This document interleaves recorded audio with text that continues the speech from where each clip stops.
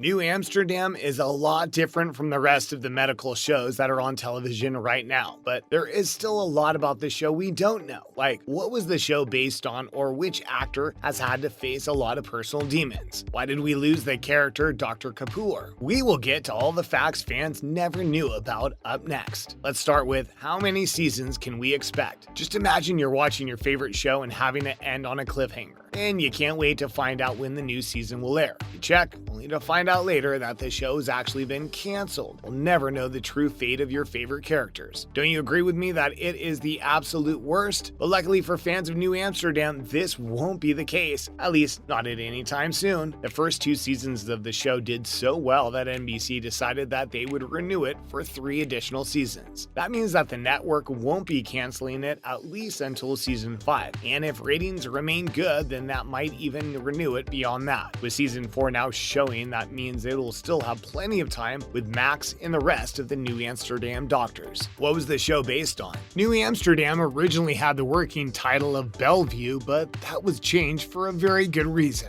You see, this is a show that's based on the book, a book called 12 Patients, Life and Death of Bellevue Hospital by Eric Manheimer. In the book, it was based on Dr. Manheimer's life and the time he worked as the medical director in the oldest hospital in America, Bellevue. It's all based on a true story. Of course, it is fictionalized, but many of the stories being told were actually based on real events. But we just aren't entirely sure which ones. That's why they changed the name of the hospital and the characters to protect all innocent parties. You know, probably avoid a few lawsuits along the way too. We don't know which stories are exactly real and which are completely made up, but it is one of the fun parts of the show to try and figure that out. But Dr. Manheimer is still heavily involved with the show as one of the producers, and we can be sure that he is still involved with the stories being told and what parts of his life will come to life on screen. He also assists in giving advice about medical procedures, but he isn't the only one. How does New Amsterdam ensure that they remain medically accurate? Look, I know this is a show, so they are going to stretch things a bit more dramatic or colorful, but at the same time, this is also a show that does try their best to be pretty accurate about the medical procedures and the illnesses that they show. Admittedly, they don't show as many as some other medical dramas. They prefer to focus and make each episode more character driven. But when they touch on medical stuff, they like to make it accurate. That's why they have an entire team of medical staff that's on set at all times. They have nurses and doctors, and the cast can go to them when they need advice on a certain subject or just want to find out how something's pronounced. The cast has shared that many times when they do go to their professionals, they not only get the advice they need, but they also normally get personal stories about patients who really had these problems. This has helped the actors make the stories more real in their heads and made them able to play the parts with more empathy. Who's one of the most surprising characters on the show? The creators of the show said that they want to make one character of the show really well-rounded: the hospital itself. They said that the hospital needed to become a character because so much of what happens in the show is because of the hospital and all its moving parts. So they made sure to really think about it before planning the series and the sets. It had to look like a really old building with its own set of issues. It has become really important, not just as a background for these stories, but having its own stories too. What does Freema Eichmann's tattoo symbolize? In a very mild spoiler, in the last few episodes, we've seen Dr. Sharp get more in touch with her heritage and her spirituality. But it seems like actress Freema Eichmann has always been in touch with where she came from. She has a really special tattoo on her right arm. It's the Persian word Raha, which means free, and it's a nod to her ancestry and heritage. Just like her character, Freema was also born in London, but she is of Iranian and Ghanaian descent. There are a lot more facts about New Amsterdam on the way. We'll see which actor had to face a lot of personal demons, many that were actually part of the show, and we'll soon see why New Amsterdam lost one of our favorite characters. But first, let's see who the trained dancers on the show were. Who were the trained dancers on set? For a show that isn't about dancing or music at all, there are actually quite a few cast members that are really involved in the arts. Ryan Eggold, who plays the lead character Max Goodwin, has his own band and he plays the guitar too. But sometimes Ryan, who's a musician on top of an actor, there are 2 other actresses who also have some serious training in dancing. Janet Montgomery, who plays Dr. Lauren Bloom, has played in a few different roles where dancing was a big part of the role. This makes sense since she was actually trained as a dancer at the Stella Mann College of Performing Arts. If they ever make a musical episode for New Amsterdam, then they could probably be set with Ryan and Janet, who could do pretty well. Then there's Lisa O'Hare, who played Max's wife Georgia. Now, just for those that aren't up to date with New Amsterdam, I won't reveal too much about what went on with Georgia, but Lisa is a professionally taught ballet dancer. She went to school at the Royal Ballet School from the age of 11 all the way up to 16. She's also an actress and a singer and has played in a few Broadway and West End musicals. Maybe they could include Georgia somehow if they did ever make that musical episode that I'm kind of hoping for. Why did we lose one of our favorite characters from New Amsterdam? Warning for a spoiler of New Amsterdam Season 3, we lost one of our favorite characters in the show, Dr. Kapoor, thanks to the pandemic. He got COVID and he was really sick. Then he was told that he would never be able to work again and he resigned from New Amsterdam. It was really heartbreaking because Dr. Vijay Kapoor was a fan favorite. Did you love him as much as I did? Let me know in the comments.